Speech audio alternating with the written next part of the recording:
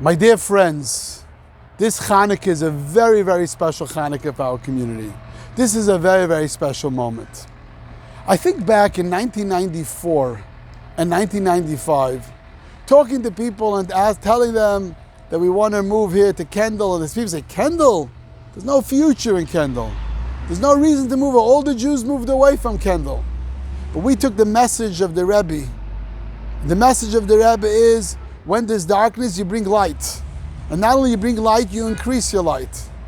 Here I'm standing on our campus, but now look behind me. Right behind me, right over here, we have a tractor. And let me show you. And here we have the sign for the new Friendship Campus. This Sunday we're going to have our groundbreaking to building a new campus for Chabad Kendall and for the Friendship Circle. And right over here we have the menorah.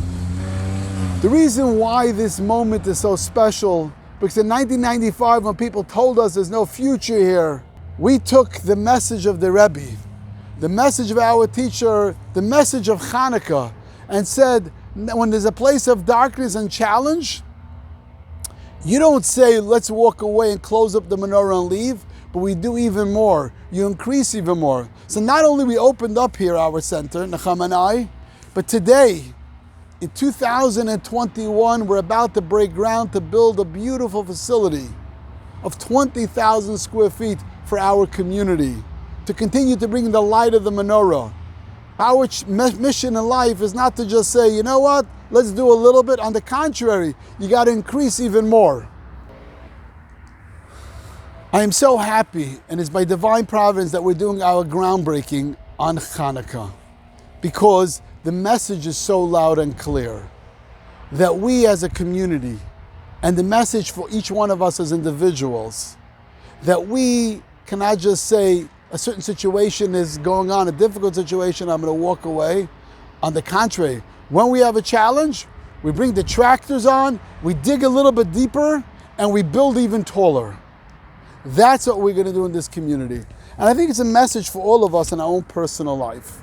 You know, we all have moments of darkness. We all have moments of challenges. And at that moment, we have two choices. One choice is to pack up your bags and leave and move on. And the other choice is to bring in the tractors and bring that menorah and light and bring even more light to your life. You see, what we need to do to bring more light into our life is to dig a little deeper into our soul and realize the great potential we have and realize the great faith that God has in us. So the message for each one of us is, to our family, to our friends, to our community, we need to be a menorah. That's what this corner is, this campus is for our community and for the world. And that's what each one of us have to be for our own family and individuals. The only thing is you need a little faith and belief in yourself and believe in your God-given talent that God gave us, our neshama. And then we know there's nothing that could stop us. I've met Holocaust survivors who've told me that even in the darkest places, they lit the menorah. They brought the light of God, the light of the soul, the light of goodness and kindness in the darkest places. My dear friends, no matter what you're feeling right now and what challenges you may have, you and I have that deep in us, and we could change ourselves and the people around us. One of my favorite Hanukkah stories is a rabbi was standing in the concentration camp, and he did not have a menorah like this that he was able to light. His menorah was made out of potato peels. And they got together as a community in the concentration camp. Menorah. Now, lighting the menorah in the concentration camp is pretty dangerous, because if they catch you, they'll kill you. So he makes the first blessing, then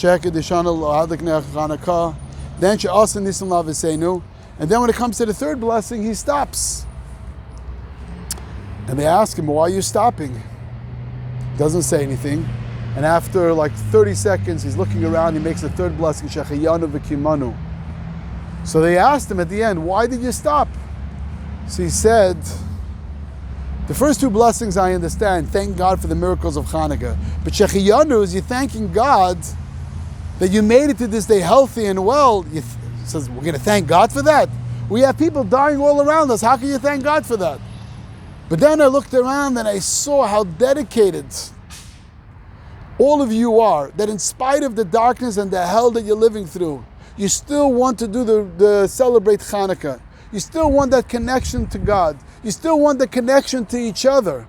I said, thank you, God, that I could witness such a moment. So for us, it's the same thing. It's a very special moment that in spite of whatever people say, in spite of the challenges we had, we're still able to celebrate growth and building and a future. And hopefully each one of you will do the same thing in your own personal life, because you have everything you need. Shabbat Shalom. Happy Hanukkah and good Rosh Chodesh.